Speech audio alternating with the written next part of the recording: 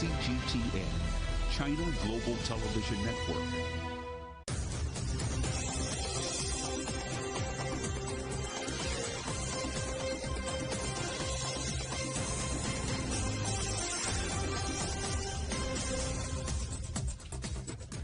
Hello and welcome to The World Today, live from CGTN in London. I'm Paul Barber with the headlines this hour.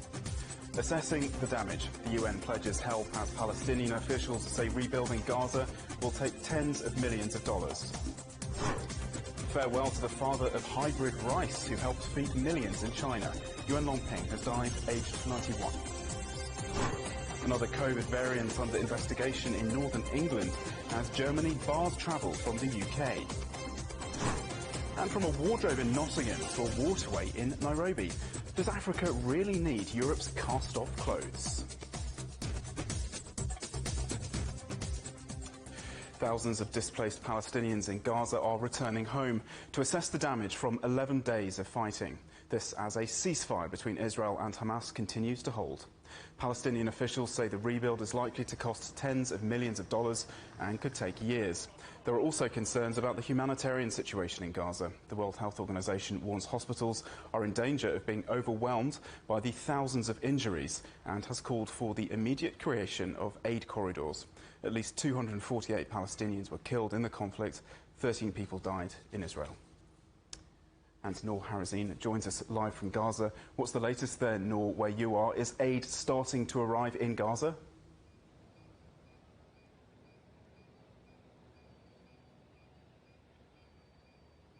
Well, yes, Egypt opened the border with Gaza today and over the past days, allowing humanitarian aid to enter the Gaza Strip. Only today there was several trucks from Egypt, donated by Egypt and by the Egyptian people, that entered the Gaza Strip. It has medicine, medical supplies, and even clothes and toys for the children and blankets.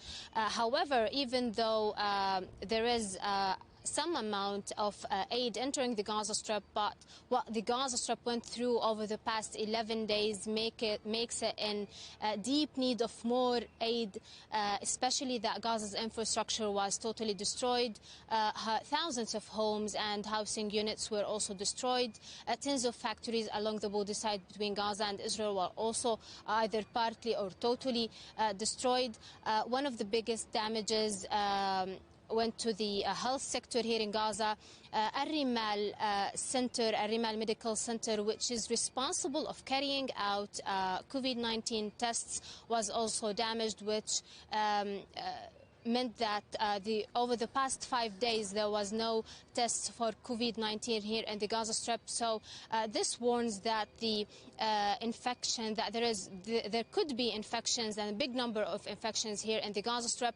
Let's hear what the UN had to say about this matter. There are many needs, obviously, in a situation like this. Everything from shelter, health care, especially during COVID. We're going to go and see the center that was damaged, the laboratory that was damaged for COVID as well. Food needs, it's really across the board here. And of course, again, in a time when the health system was struggling under the impact and weight of COVID. Noor, what about efforts on securing a longer-term calm?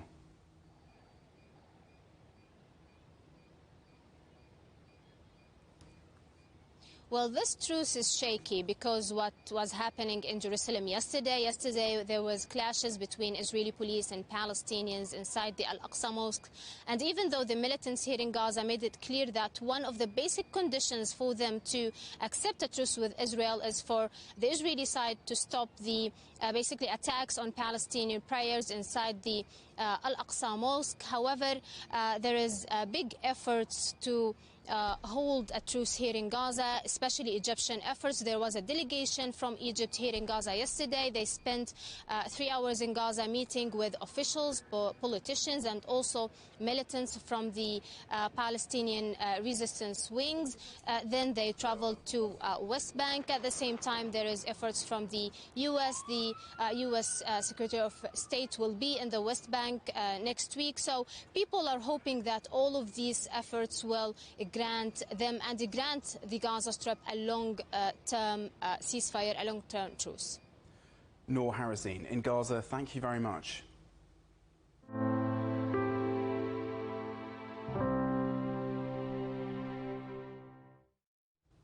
Yuan Longping, the Chinese scientist who developed the first hybrid rice varieties 50 years ago, has died at the age of 91. Yuan became a national hero in China, having helped to end hunger for millions in the country.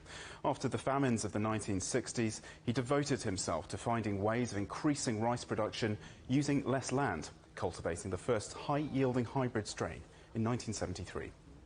Well, earlier, crowds gathered outside the hospital in Changsha, central China, lining the streets as Yuan Longping's body was driven away. My colleague Zhou Yue spoke to the scientist exactly a year ago and reports now on his legacy to China and to the world. 我第一次在上个世纪60年代的时候，在田里发现一个天然的杂交稻。当时水稻的产量呢，一般就是400斤左右，404斤呢。我那个杂种呢，我讲有1000斤，是吧？它是4、500就产量翻了一倍。那个天然杂种它是穗子大，籽粒饱满，是吧？所以说我兴趣若狂，就决心研究杂交水稻。 With yields 20% above conventional varieties, his creation can feed 70 million more people each year. Today, hybrid rice is planted in more than half of total rice growing area in China. It allows the country to feed a quarter of the world's population with 7% of the arable land. 我们现在的超级杂交稻亩产原来从700公斤、800公斤、1000公斤，现在到了1200公斤，是吧？我们现在要向1200公斤是18吨每公斤，我们从今年开始，我们向每公斤20吨冲刺。And Yuan was later given the title of the father of hybrid rice. Yuan Longping, China's father of hybrid rice, speaking there to Zhou Yue in May last year. Well, hybrid rice is grown not just in China, but across the world. One of the most successful examples is on the African island nation of Madagascar, where Yuan's discovery has left its mark on farmers' lives. Zhou Yun has more. Across Madagascar, the humid tropical climate, rich natural resources, and long history of rice cultivation has made this island country an ideal place for rice plantations. Yet, due to the lack of financial support and agricultural infrastructure, the low yield of the local rice still poses threat of hunger for local people. Over a decade ago, a team of Chinese agricultural experts came to Madagascar with the simple goal of helping local farmers planting productive hybrid rice. But this idea was not very well received. In the beginning, local farmers couldn't believe or understand that our hybrid rice can be as productive as we said. Some even called our hybrid rice monster rice. Tough as it was, Zhang Lijun and his team members visited nearly all the rice paddies nationwide to cultivate high-yield seeds. And in the following years, the stable and high production of hybrid rice proved to be the best testament. This progress cannot be made without the efforts of the Chinese experts and the guidance of China's father of hybrid rice, Yuan Longping. The production of local rice is about 2.5 tons per hectare, and the average production on the 20,000 hectares that we planted is 7 tons. So the production not only doubled, but even tripled.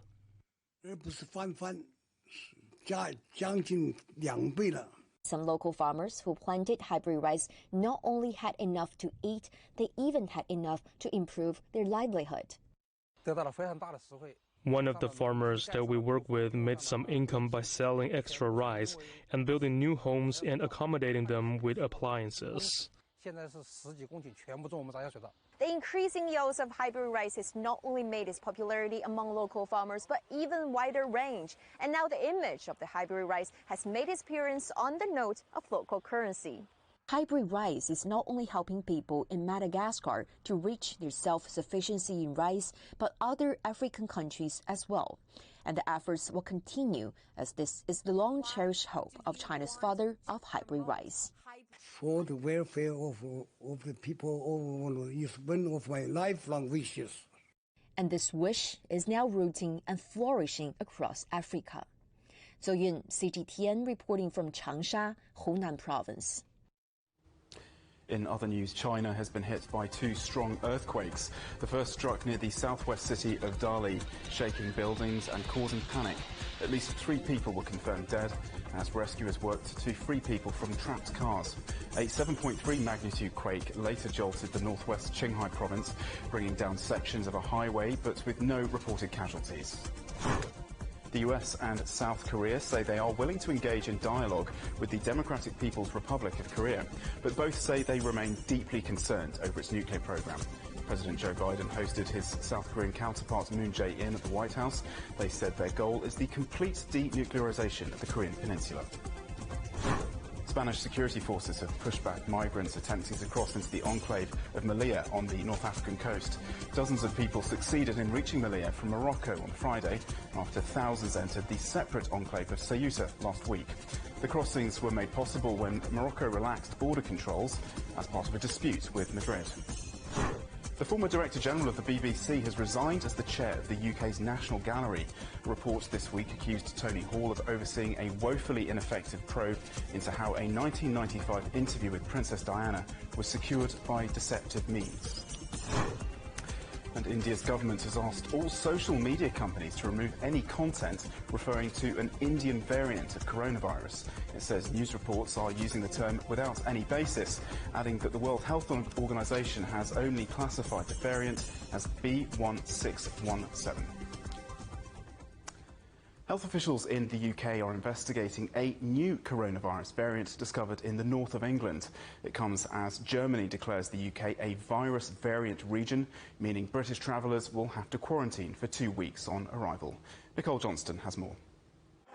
Yet again, the UK is investigating another COVID-19 variant. This one was first identified in Yorkshire in April, and it has 3 mutations. One of these mutations is associated with the South African strain, and that's causing a great deal of concern.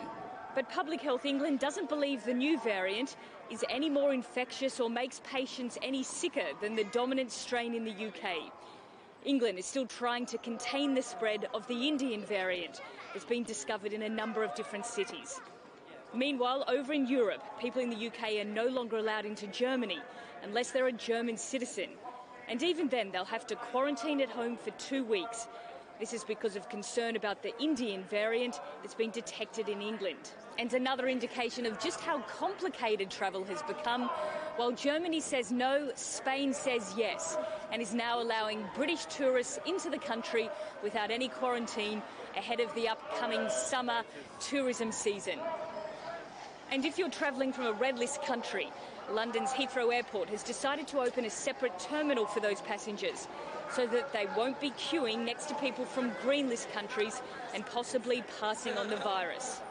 And finally, from Saturday, people in England who are aged 32 or 33 can get the COVID-19 vaccine, and that's about another 1 million people. Nicole Johnston, CGTN, London. Well, as we heard there from Nicole, British travellers can head to Spain from Monday, with the Spanish Prime Minister saying he'll be delighted to welcome them. But it's not just the British. The UK is on a list of 10 countries for whom restrictions are being lifted. Rahul Pathak reports. Now, the FITA International Tourism Fair opened its doors to the general public this weekend. The organisers are estimating more than 50,000 people will pass through their doors since Wednesday. Now, it was billed as the first large-scale face-to-face event in Europe, and it was also a platform for Spanish Prime Minister Pedro Sanchez to announce that Spain was opening its doors to British and Chinese tourists from Monday. The hope that this is a small step on the road to recovery for Spain's main source of income. Tourism generating up to 12.4% of the country's GDP pre-pandemic. I'm pleased to inform you that the ministerial order will be officially published today, exempting citizens from the UK and other countries such as New Zealand, South Korea or China from temporary restrictions for non-essential trips to Spain. I can therefore announce that from next Monday, the 24th of May, Spain will be delighted to receive British tourists again into our country.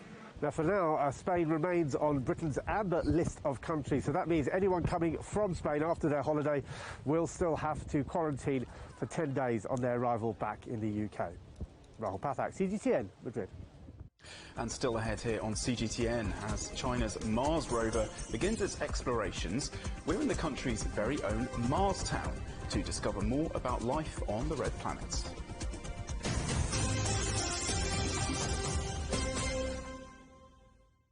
Separated by geography, but united by so much more. From transport links to trade links, cultural ties to business ties.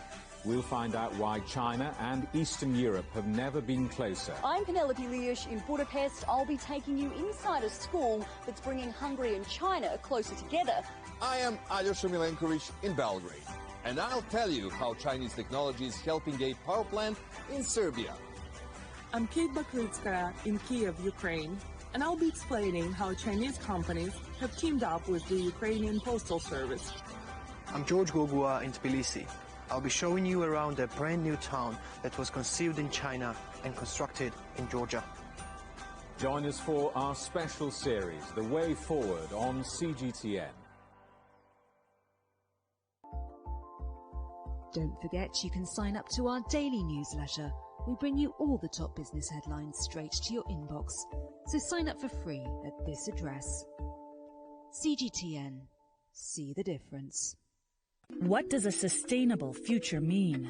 What can we do with millions of tons of plastics, glass, food, clothes piling up on our planet? Ahead of this year's pivotal COP26 summit, CGTN Europe looks at what consumers, businesses and governments are doing to offer a better world to generations to come. Trash or Treasure on CGTN Europe and online at cgtn.com.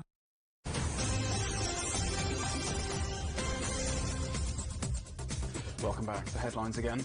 UN officials have been assessing the damage caused in Gaza after 11 days of conflict ended by Friday's ceasefire between Israel and Hamas. Palestinian officials say reconstruction will cost tens of millions of dollars. China bids farewell to Yuan Longping, the father of hybrid rice, who has died, aged 91. And another new COVID variant is being investigated here in the UK, where the variant originating in India continues to cause problems.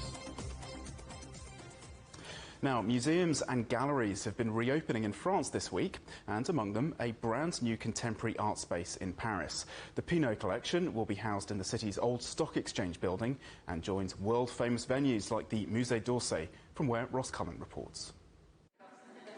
The finishing touches applied as museums got ready to reopen, with paintings being switched around and dusted off. All completed by the 19th of May, when the doors to the Musée d'Orsay in Paris were opened again, to the delight of art fans.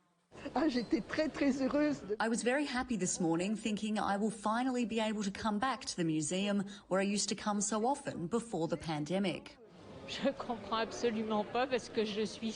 I do not understand why we closed cafes and museums. I'm certain there is no more risk to get COVID-19 in museums than there is at a grocery store. For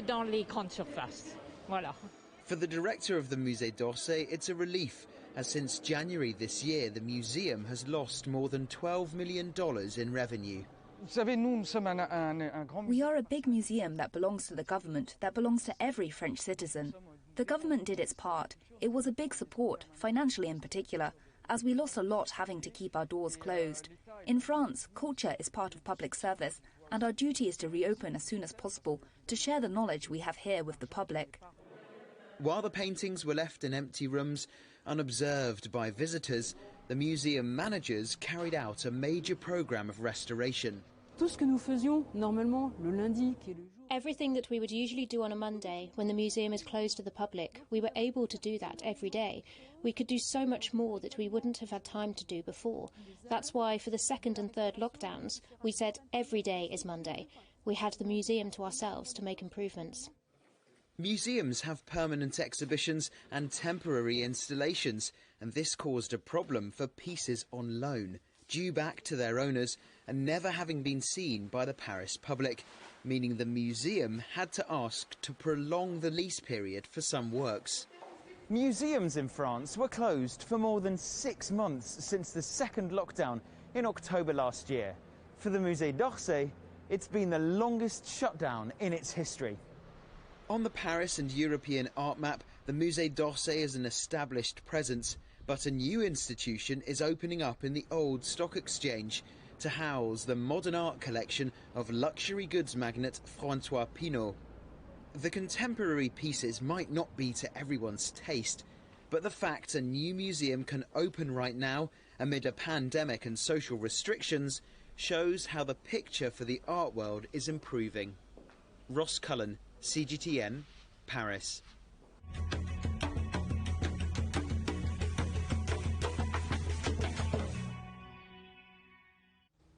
When Europeans grow out of their clothes, many donate them to charity or put them in a recycling bin, assuming they'll be passed on to people who need them.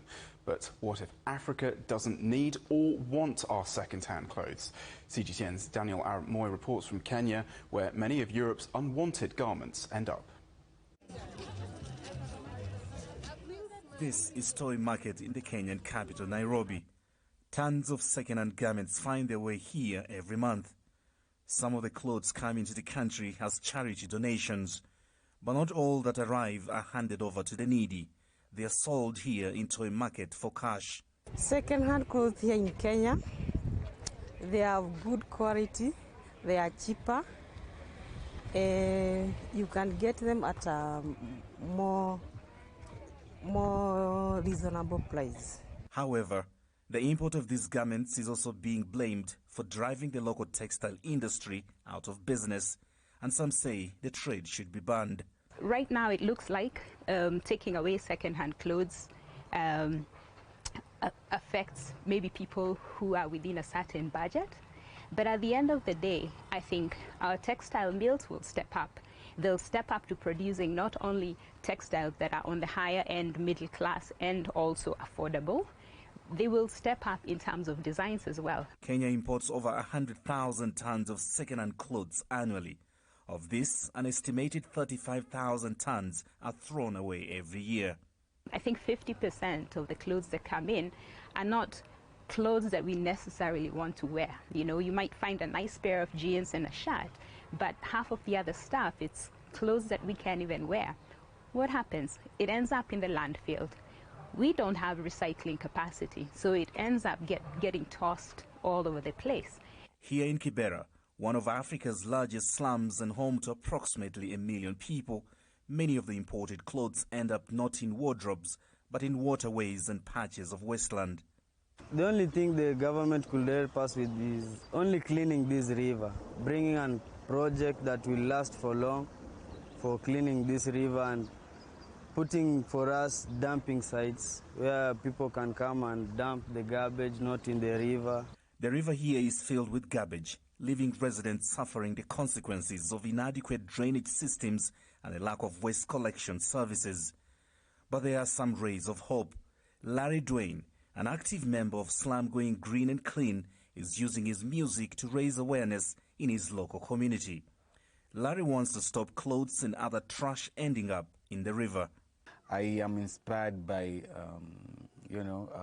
all these things that are not right in the ground, in the community, like poor garbage disposal and, dumping in the river. I just take these things that are happening on the ground and I kind of compose them and I just kind of, use my creativity as an artist to write them in such a way that they can be understanding to any person, young, old, anyone in the community will be able to understand me. Working closely with communities and in partnership with the private sector, the government is now trying to establish a waste management program. It's hoped the program can be replicated across the East African community and beyond. Daniel Moy, CGTN, Nairobi, Kenya. Well, tomorrow for Trash or Treasure, we travel to Serbia to visit Europe's second largest landfill site, now being transformed with $440 million of investment. China's first ever Mars rover has made contact with the surface of the red planet, driving down from its landing platform. The six-wheeled solar-powered rover, named Zhurong, touched down on Martian soil at around 10:30 Beijing time. It will stay for just over 90 days, collecting three-dimensional images of the planet's surface and studying its environment. Interest in Mars has skyrocketed after the successful landing of the country's first mission there. Of course, no human has set foot on Mars yet, but to get an idea of what it's like, you could do worse than visit China's northwestern province of Qinghai in the Gobi Desert, as Wu Lei reports.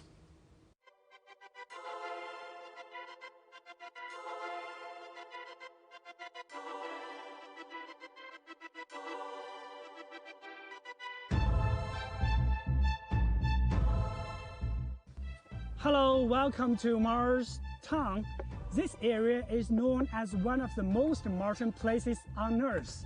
Experts say the landscape, the rocks, sand, and even its temperatures are similar to those on the red planet. Its location is Lenghu in Mangya City of northwest China's Qinghai province. A simulation camp was launched here in 2019. Many say this space is a good place for space enthusiasts and professionals to have a better understanding and even experience what it's like to be on Mars. This spacesuit weighs around 10 kilograms. It's a little bit heavy, and I need to take it off right now.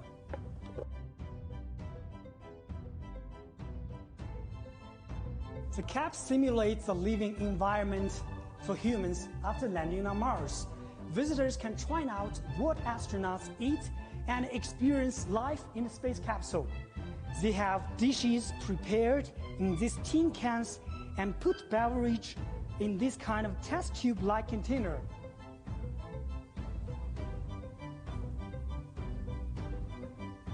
It tastes good. Scientists say this space capsule would be ideal for life on Mars cap due to limited space. Altogether, this cap has 56 capsules equally divided for male and female occupants. Each is equipped with power supply and a ventilation system to keep the air fresh. The cap also holds talks on potential life on Mars. It says nearly 20,000 people have lived on the cap over the past 2 years. As interest in the red planet grows, this simulation base says it aims to help more visitors gain more knowledge about Mars so that we can better understand the solar system and the universe as a whole. Wu Lei, CGTN, Lenghu, Mars Town, Qinghai Province. Out of this world. Our main headline again. The UN has pledged help in repairing the damage caused in Gaza after 11 days of conflict, ended by Friday's ceasefire between Israel and Hamas. Palestinian officials say reconstruction will cost tens of millions of dollars. And that is The World Today. Thanks for watching. We're available to watch on Roku, Apple TV, Amazon Fire and Android TV. You can also find us on YouTube and Dailymotion, also at cgtn.com and on the CGTN app. And from me and the rest of the team here in London, goodbye.